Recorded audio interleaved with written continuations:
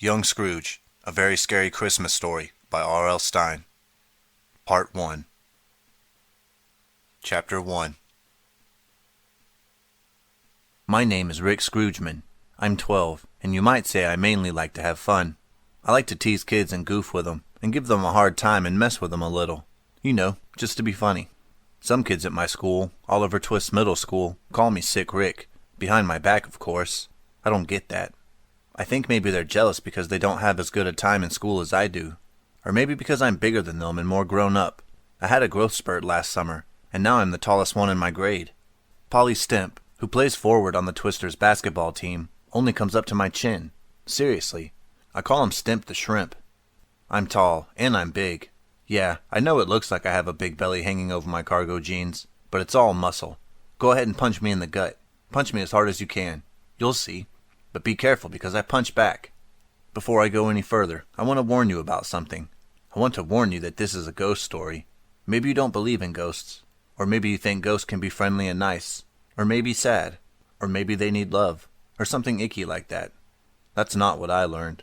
I learned that ghosts can be terrifying, and cold, and cruel, and vicious. And did I mention terrifying? So that's my warning. Maybe you thought you were going to get a sweet story about Christmas joy and sparkling snow and good cheer.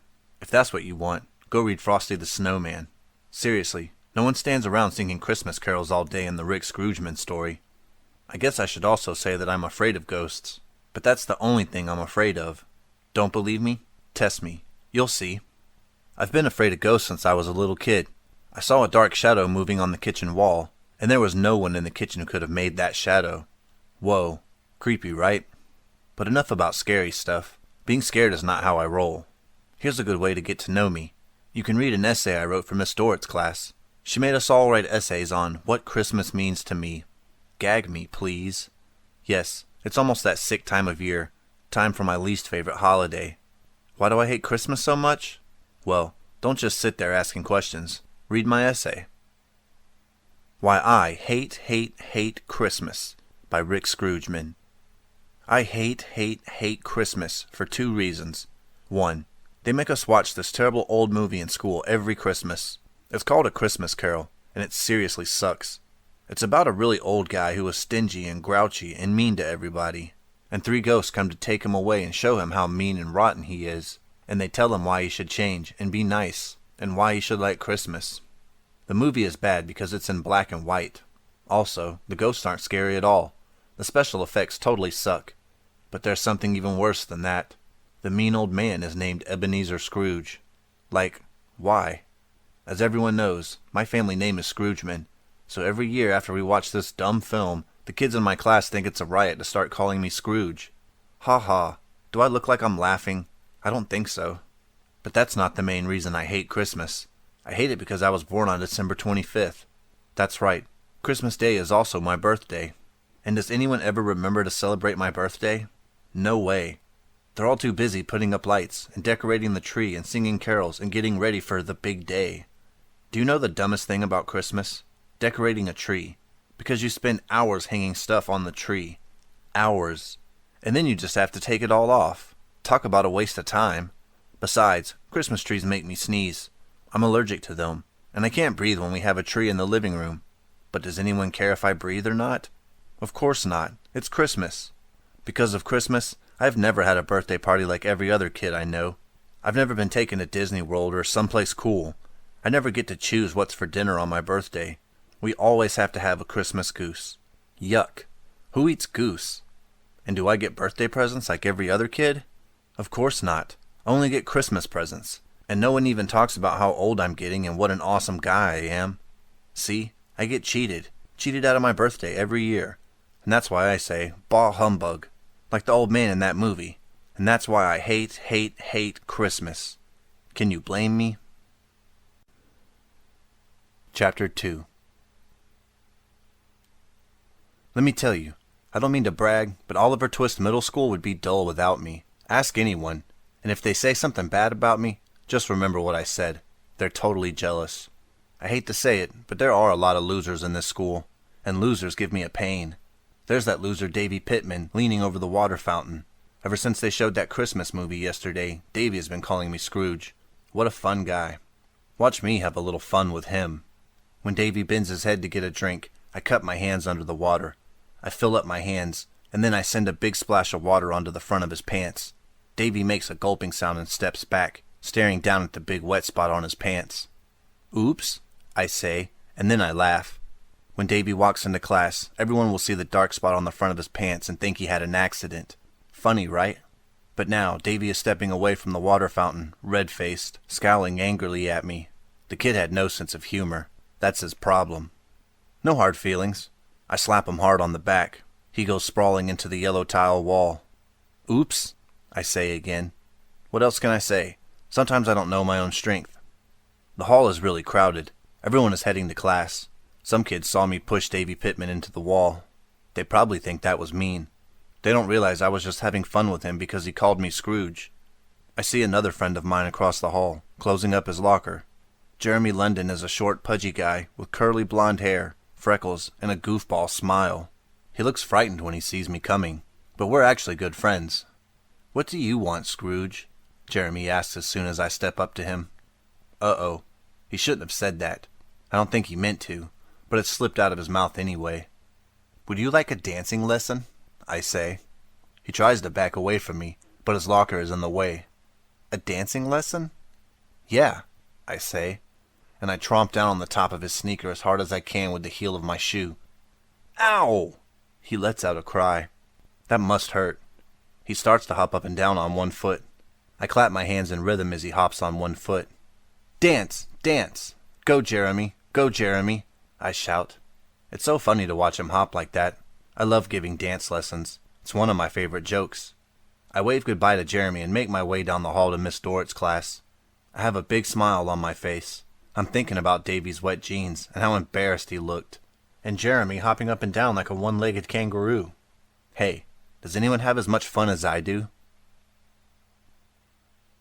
Chapter 3. In Miss Dorrit's class, I sit on the end in the back row near the window. Lucy Copperfield sits next to me. Lucy is really nice. I've known her since first grade. Lucy is all about her hair. That's all she cares about. No joke. She has perfect straight black hair parted in the middle and flowing like waterfalls down both sides of her face. She is constantly smoothing down her bangs and running her hands through her hair and making sure it falls perfectly in place. So whenever I see Lucy, what do? I can't help myself. First, I take my thumbs and smear the lenses on her glasses. Then I take both hands and ruffle her hair as hard as I can. I try to make it stand straight up. I destroy the part and push her hair this way, then that way, until she looks like she has a furry cocker spaniel on her head. Funny, right? Her face turns red and she acts totally annoyed, but I know she thinks it's funny too. I look around. No one else is laughing. Am I the only one with a sense of humor in this school? Lucy shakes her head hard and struggles to smooth her hair into place. Rick, don't do that again, she says, squinting at me through her smeared glasses. Rick, don't do that again, I repeat, imitating her high squeaky voice. Stop it, she cries. I mean it. Stop it, I repeat. I mean it. A few kids laugh at my imitation of her shrill little mouse voice. Lucy raises her hand, trying to get Miss Dorrit's attention, but Miss Dorrit has her back turned, writing on the whiteboard. Rick, why are you so juvenile? Lucy says. Ooh, big word, I say. I slip her phone from her backpack and start pushing things on the keypad. Give that back! What are you doing? Lucy cries. She tries to grab it, but I swipe it out of her reach. I have to make a call, I tell her. To China. You're not funny, she says through gritted teeth. Give me back my phone. No, really, I say. My uncle is in China. One of his business trips. I have to call him. I start pushing numbers on the dial. No, give it back, Lucy cries, grabbing for the phone again. You can't call China. It'll cost hundreds of dollars. That's why I'm doing it on your phone, I say. But, of course, it's a total fake-out. My uncle isn't in China. He's in Cincinnati. And why would I call him in the middle of school? Miss Dorrit, Lucy shouts. Rick has my phone. What a snitch. Up at the front of the room, Miss Dorrit rolls her eyes. Give her back the phone, Rick, she says. No phones in class. I hand Lucy back the phone. I was only helping her with it, Miss Dorrit, I say. Her phone had a problem, and I fixed it. Liar, Lucy mutters. I laugh. You have to think fast in school. Most kids don't know how. That's why they're losers. Quiet down, people. Miss Dorrit says. That's teacher talk for shut up. She's so pretty. She's really young, and she has wavy blonde hair and amazing green eyes, and a funny laugh that sounds like she's hiccuping. She's the most popular teacher in school, at least with the boys. Everyone take out a sheet of paper and number it from 1 to 20, she says. We're going to have a quiz on last night's science chapter. Last night's science chapter? I didn't read it. I had too many TV shows to watch. I had to catch up on a bunch of episodes of Uncle Grandpa. I mean, which would you choose? Your science textbook or Cartoon Network? In the front row, Josh Cratchit raised his hand. Does this test count on our grade? The little mouse-faced wimp has a hilarious stutter. I raised my hand. Miss Dorrit? I asked. Does the test count, or is it just practice? Some kids laughed. I can stutter even better than little Joshy. I saw his face turn red. Miss Dorrit's expression turned angry. Mr. Scroogeman, I'm going to pretend you didn't say that, she said. She always calls you by your first and last name when she's angry at you. I think you owe Josh a big apology, and I'm warning you, don't ever do that again. Sorry, I said. A lot of kids laughed. Josh turned even redder. He kept his head down. He wouldn't look at me. He should know I was just having fun with him. No hard feelings. Miss Dorrit opened her mouth to scold me, but the classroom door swung open, and Davy Pittman walked in with the big wet spot on the front of his jeans. Sorry I'm late, he said. I could see that everyone was staring at his pants. What a riot. What kept you? Miss Dorrit asked. Davy pointed at me. Rick splashed water on the front of my pants. Liar, I said. Davy, you don't have to be embarrassed to tell the truth. An angry screech escaped his throat, like a monkey who didn't get his banana. I had to laugh. It was one of those perfect moments. Miss Dorrit told Davy to take his seat, and she passed out the quiz questions. Do your best, everyone. This is the last quiz before Christmas vacation, she said. I glanced down at the list, and I could see I didn't know any of the answers. I knew what CO2 was, but what are AU and LI? That's why I always try to sit next to Lucy. Lucy is very smart, and she always does her homework. She gets everything right on Miss Dorrit's quizzes, and she does a very bad job of covering her answers. I mean, she doesn't even try and hide her test paper. Sweet. That makes it easy for me to see the right answers, too. I just lean toward Lucy's desk a little bit and take very quick glances at her paper. Some people might call this cheating, but I think any way a person finds the right answers is a good thing. At least you're learning. I mean, I learned that AU stands for gold in the periodic table. That was Lucy's answer, and I knew it was right. I was sailing along, taking quick glances at Lucy's test paper, writing down the right answers. But about halfway through the quiz, Miss Dorrit's voice interrupted me. Lucy? Rick? What exactly is going on, you two? I knew I was caught. I had to think fast. Lucy has been copying off of my paper, I said. I didn't want to get her in trouble. Lucy made a choking sound. I slapped her back a few times to help her stop. That's not exactly what I saw, Mr. Scroogeman, Miss Dorrit said. Are you sure you're still telling the truth? Pretty sure, I said. Lucy ran her eyes up and down my test paper. He copied every one of my answers, she told the teacher. Not every answer, I said. I'm only on number 9. Some kids laughed, but Miss Dorrit didn't crack a smile. I'll see you in here after school, Rick, she said. I can't come, I said. I have rehearsal for the Christmas play. I need to talk to you about that, too, Miss Dorrit said. Come after school and don't keep me waiting. But I'm supposed to give snowman building lessons to my brother Charlie, I said. My mother told me to help him. Charlie doesn't know how to build a snowman, and he needs lessons really bad. That's a good one, Miss Dorrit said, rolling her eyes. I haven't heard that one before. Thank you, I said. Charlie will have to build his own snowman, she said. Don't be late. I took a deep breath. Does this mean I'm in trouble? She didn't answer. Chapter 4. After school, my friends were starting rehearsals for the Christmas play in the auditorium, but I made my way to Miss Dorrit's classroom. The hall was nearly empty. Most kids had hurried out into the snow to have fun. It had snowed about 6 inches the night before, and the snow was fresh and soft, and perfect for packing tight, wet snowballs. I love creeping up behind kids and smashing a hard snowball into the back of their head. They never know what hit them. It's such a riot. Some kids brought their ice skates to school. They They planned to go directly to Oxford Pond beyond the elementary school playground to skate. Fun. I'm a good ice skater. I love skating really fast and cutting right in front of people, surprising them so they have to come to a sharp stop. Sometimes they lose their balance and fall right on their butt. They look so funny, but no fun for me this afternoon.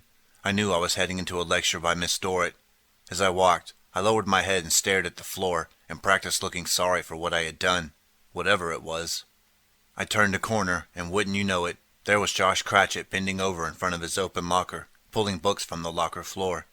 I knew I should walk right past, but I can never resist when it comes to Joshy. With his skinny runt body and his pale face, and thick eyeglasses, and that horrible stutter, Josh is the perfect victim. Everyone likes to pick on him. I'm not the only one. Josh! Hey, Josh! I went running over to him. Be careful, I cried. Did you hear? There's an angry pit bull loose in the school. Huh? He turned, and his eyes went wide with fright behind his glasses. A dog? I'll protect you, I said. I picked him up by his waist and lifted him into his locker. Then I closed the locker door with him inside. Hey, let me out, Rick, he shouted. You'll be safe now, I said. Josh was still shouting and pounding on his locker door as I turned the corner and strode quickly down the hall. I knew someone would find him sooner or later. Sure, I know I shouldn't have done that, but Christmas just puts me in such a bad mood. I can't help myself. Besides, it was pretty funny. I forced the smile off of my face as I stepped into Miss Dorrit's room. She stood behind her desk with her arms crossed in front of her. I guess she'd been waiting for me. She was wearing a green sweater that perfectly matched her green eyes. Her blonde hair was tied back in a neat ponytail. She had a stern expression on her face. I could see she didn't call me in to give me the Good Citizenship Award. She pointed to a wooden chair right in front of her desk. Take a seat, Rick. You and I have to talk. She sat down behind her desk and kept her cold, green-eyed stare on me. I have to pick my brother up at the elementary school, I said. She rolled her eyes. I know. Snowman lessons. No, really, I said. This won't take too long, she replied. She tapped a pencil on the desktop. How old is your brother, Rick? Charlie is 7, I said. Does he look like you? A little, I said. He has kind of the same face, but he's skinnier than me. He's skinnier than everybody. Mom says he looks like a pencil, totally thin with red hair on top. You know, like an eraser. I look more like my dad. Dark hair, dark eyes. And how do you treat your brother? She asked. The question surprised me. Excuse me? How do you treat your brother? She repeated. Are you mean to him? Are you nice to him? Do you stomp really hard on his feet and try to hurt him a lot? No way, I said. He's my little brother. I'm responsible for him. She set down the pencil and leaned toward me over the desk. Responsible for him? I nodded. You know my dad died last year. And Mom, well, one day she took me aside, and she said, You're the man now, Rick. I want you to take care of Charlie. From now on, I want you to look after Charlie and be responsible for him. Miss Dorrit didn't say anything for a long moment. She kept her eyes on me. She appeared to be thinking hard. So you don't play tricks on Charlie, or push him around, or give him a hard time? No, I said. Well, not too often. That made her smile, but the smile didn't last long. Did you ever think of treating the other kids you know, the kids here in school, the way you treat Charlie? No, I answered. Never. She blinked. But wouldn't it be better if you treated your friends the way you treat your little brother? I shrugged. I like to have fun, I said. I like to goof on people. You know, joke around. Miss Dorrit tugged at her ponytail. Rick, what if your brother had a bad stuttering problem? She said. Would you make fun of him? My brother doesn't have a stuttering problem, I said. She sighed. I know, but what if? I don't know, I said. It's pretty funny to imitate it. I probably couldn't resist. She narrowed her eyes at me. You couldn't resist making fun of a stuttering person because it's funny. I like to be funny and make people laugh. My dad always said I had a good sense of humor. But what if your humor makes someone cry? She said. I shook my head. I don't get it. Why would someone cry at a joke? Miss Dorrit sat back in her seat. She started tapping the pencil on the desk again. Rick, I don't think I'm getting through to you. So, can I go? I started to stand up. No, sit down. We need to finish this. I need to make you understand. I dropped back onto the chair with a groan. You want me to apologize to Josh? I said. Okay, I'll go get him. I locked him in his locker. I'll go pull him out and apologize. Miss Dorrit jumped to her feet. You what? You locked him in his locker? I nodded. Yeah, it just kind of happened. I couldn't keep a smile from creeping across my face. She ran out of the room. I could hear her out in the hall rescuing Josh. When she came back into the room, she was breathing hard. This is just what I was talking about, she said. This is what I'm trying to get you to realize, Rick. A lot of kids don't think you're funny. They think you're really mean. The word mean echoed in my ear.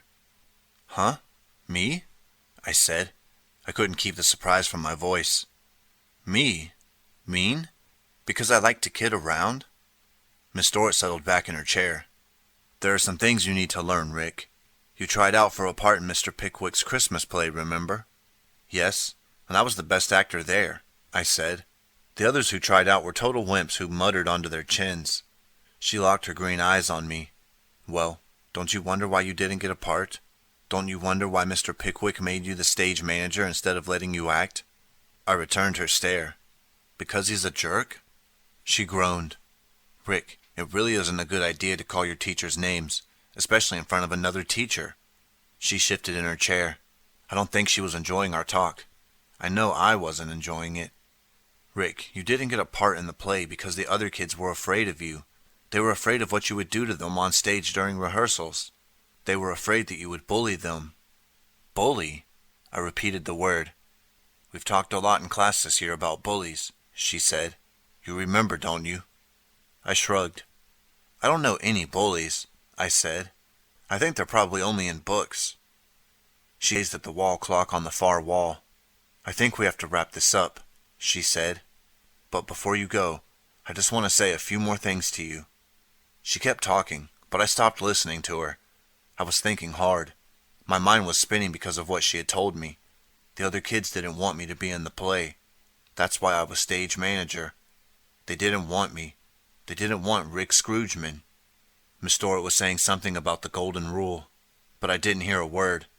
I could feel the anger bubbling in my chest. They didn't want me. They didn't want me on stage with them.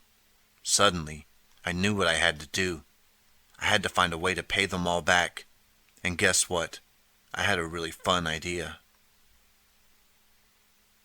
Chapter 5. After dinner, Mom, Charlie, and I were in the den. Mom sat on the edge of the soft couch, knitting a Christmas sweater for one of our cousins. She was always knitting sweaters for our cousins.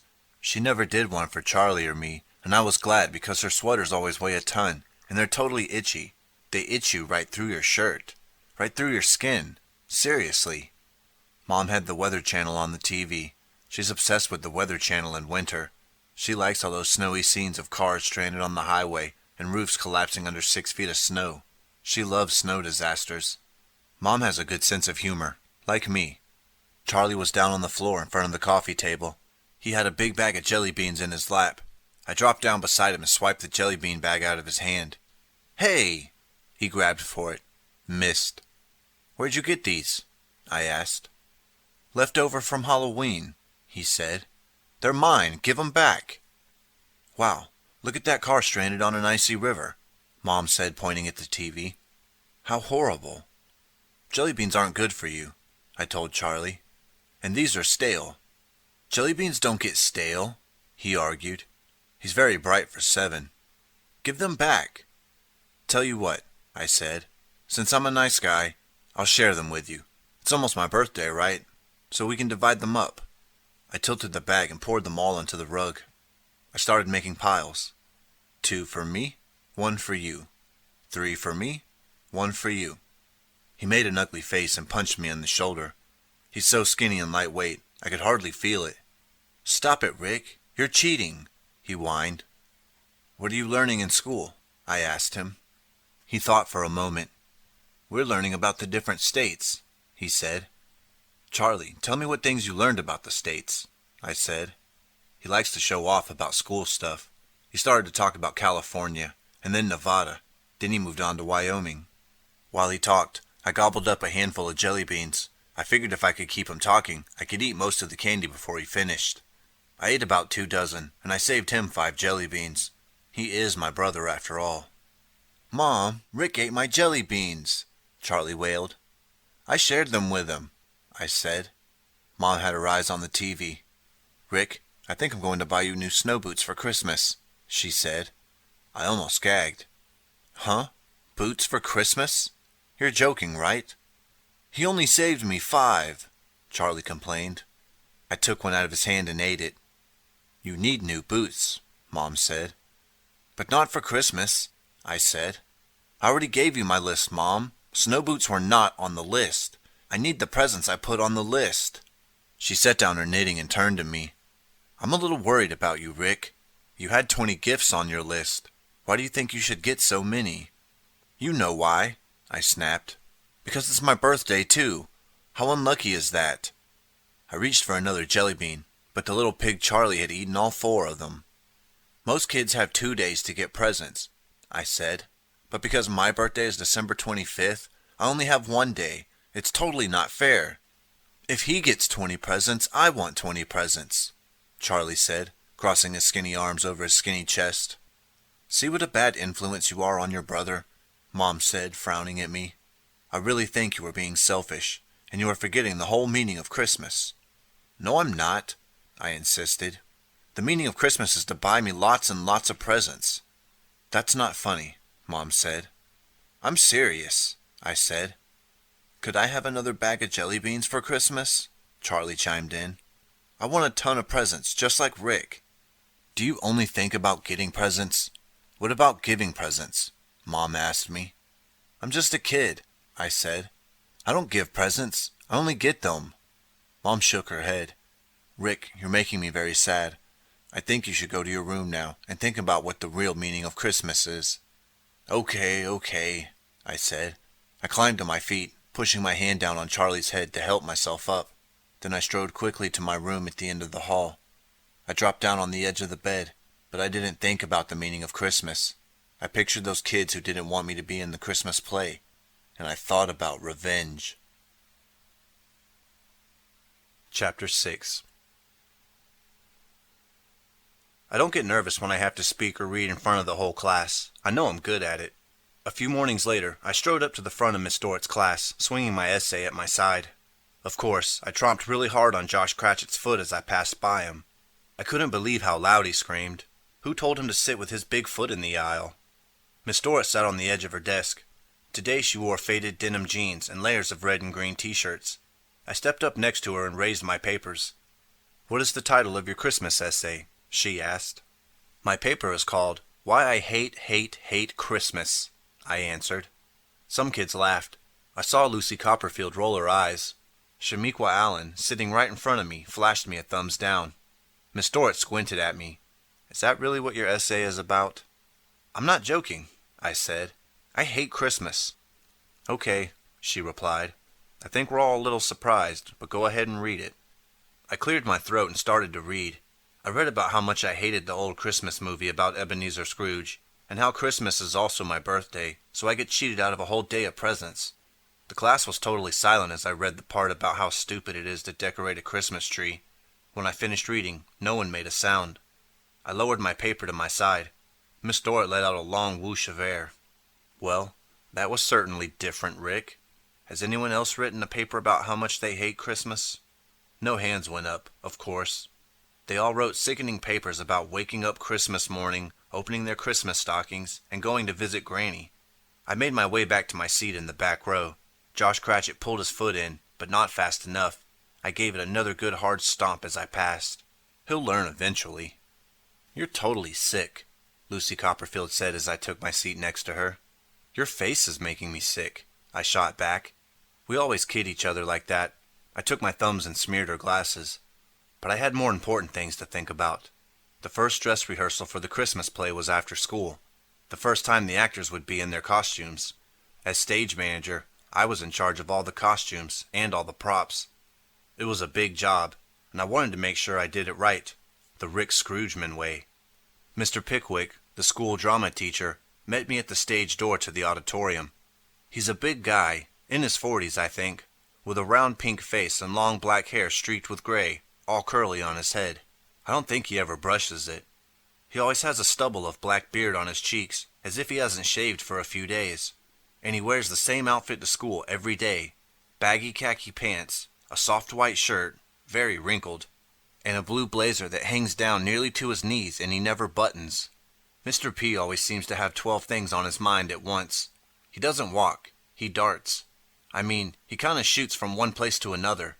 It's like he's always excited, like he has too much energy. He looks like someone put him on fast forward. He wrote the Christmas play himself, all the songs too. I don't think he likes me. Sometimes during rehearsal, I see him watching me from the side of the stage, like he expects me to do something bad or wrong. Ha, he is pretty smart.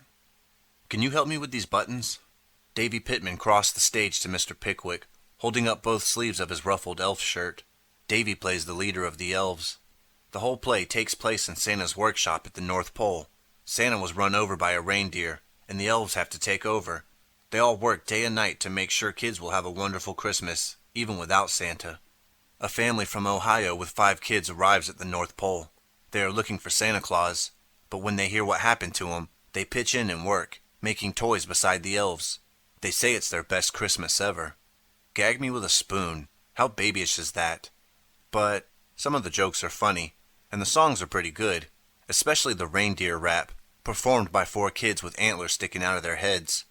Mr. P helped Davy button the sleeves of his elf shirt. I passed out pointy elf shoes to some of the other elves. They were all practicing their tiny elf voices. I waved to Lucy Copperfield. She plays Davy's elf wife. She pretended she didn't see me. Mr. P, should I wear the beard today? The kid who plays Santa asked. He's a 5th grader named Billy O'Brien, but I call him Belly O'Beast because he's the fattest kid in school. I mean, he totally is a beast. I like to grab his big belly with both hands, jiggle it up and down and shout, "Earthquake!" Especially when there are girls watching. Belly's fat face always turns bright red.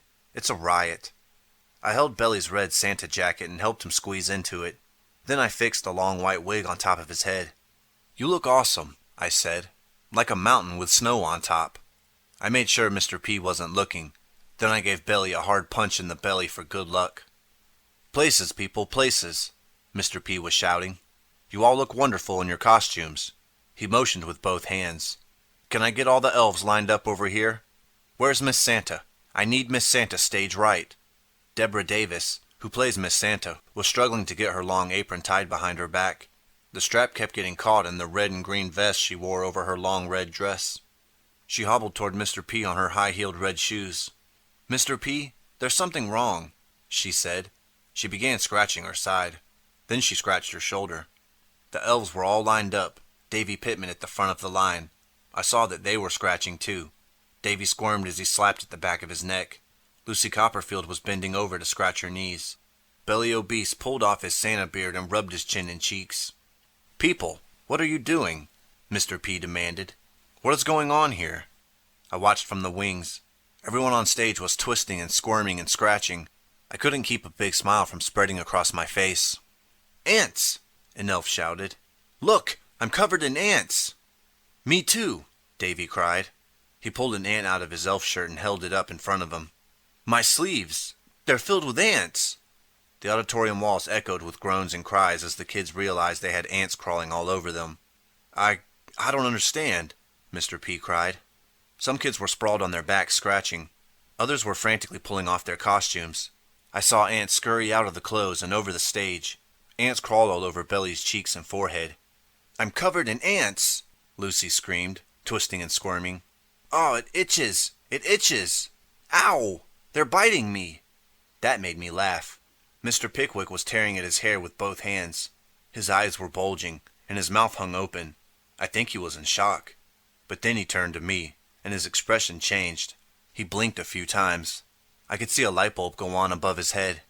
"Rick, the costumes were your responsibility," he said, narrowing his eyes at me. I raised both hands. "I swear I don't know how—" Belly Obese interrupted. "Scroogeman brought a huge ant farm to science class this afternoon." "Yes, He did, Davy Pittman chimed in. He was showing off how the ants were building their own city. He said he had at least 2,000 ants in the plastic case. Gulp. All eyes were on me now. Kids were scratching their arms and legs, scratching the backs of their knees, furiously scratching at their hair, and staring at me. I couldn't hold it in any longer. I burst out laughing. Can I help it if some of my ants escaped into the costume cabinet? I said. Of course, I was the only one laughing. Help me! I can't stop itching, a girl cried. I'm going to itch for the rest of my life. The ants are biting me. Look! Red splotches all over my arm. I'm allergic. My skin is breaking out. Oh, I feel sick. What a bunch of whiners. Mr. P walked over to me, an angry scowl on his face. Rick, why did you do this? He demanded. I shrugged. Because it's funny? I didn't want to tell him I did it for revenge. The kids on stage didn't want me to be in the show with them, so I paid them back. A little innocent payback. No big whoop. Nothing wrong with that, right? So why did I have to go immediately to the principal's office?